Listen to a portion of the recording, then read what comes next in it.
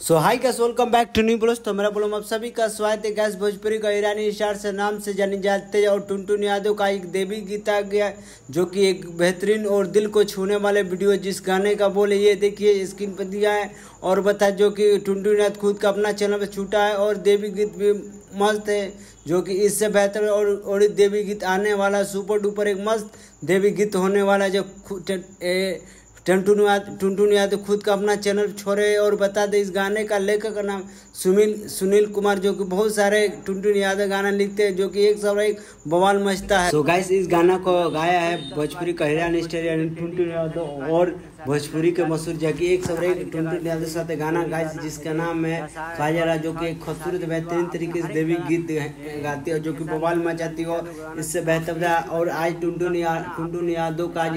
एक सारा का भोजपुरी पाँच का जिस बोले का गाने का रंगदारी वाला गाना है, जिस गाने का बोले सुपर डुपर बॉल में जिसका रंगदारी वाला गाना ये है, देखिए स्क्रीन पर डाले, जो कि बेहतरीन तरीके से गाना है। एक सब एक उनका गाना भी रंगदारी वाला और देवी गीत और फिल्मों भी आने वाला जो कि सुपर डुपर हिट गाना फिल्म और बवाल भी उनका आने वाला, जो एक सब एक गाना देख के बवाल में जो कि सब हीरो भोजपुरी हेलो को फेल कर जो एक सब एक टुनटुन यादव हाई लेवल पे गाना आने वाला, जो एक सब एक गाना लिख के दे दो कि इंस्टाग्राम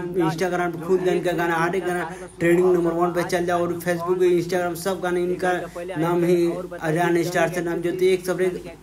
गाना लिख के गाते एक सब एक रंगदारी वाला भी गाना बड़ा सुपर डुपर बॉल में, जो कि हर एक तरह ट्रेंडिंग स्टार को फेल कर दिया है हीरा स्टार, जो कि बहुत सारे ट्रेंडिंग स्टार का गाना इंस्टाग्राम में हर एक गाना ट्रेंडिंग में चल रहा है। इससे बेहतर टुनटुन यादव को गाना भी एक सब एक गाना आने वाला और टुनटुन यादव का फिल्म भी आने वाला और टुनटुन यादव भी पटना में उनका देवी गीत शूट हो रहा है, जो एक सब एक बवाल गाना आने वाला। उससे बेहतर बता टुनटुन यादव खुद का अपना चैनल भी बवाल मचा और इससे बेहतर बता टुनटुन यादव अभी पटना में गाना शूट के जो बेहतरीन तरीके हाई बजट का गाना आने वाला, जिस गाने का बोल है ये चलिए हम आपको सुनाते हैं। और इससे बेहतर अगर मैं वीडियो अच्छा लगा तो चैनल सब्सक्राइब लाइक कमेंट करना ना भूलेगा। नेक्स्ट ब्लॉग फिर मिलते हैं भाई, टुनटुन यादव गाना आने वाले इसे ब्लॉग मेरे बंद करते हैं।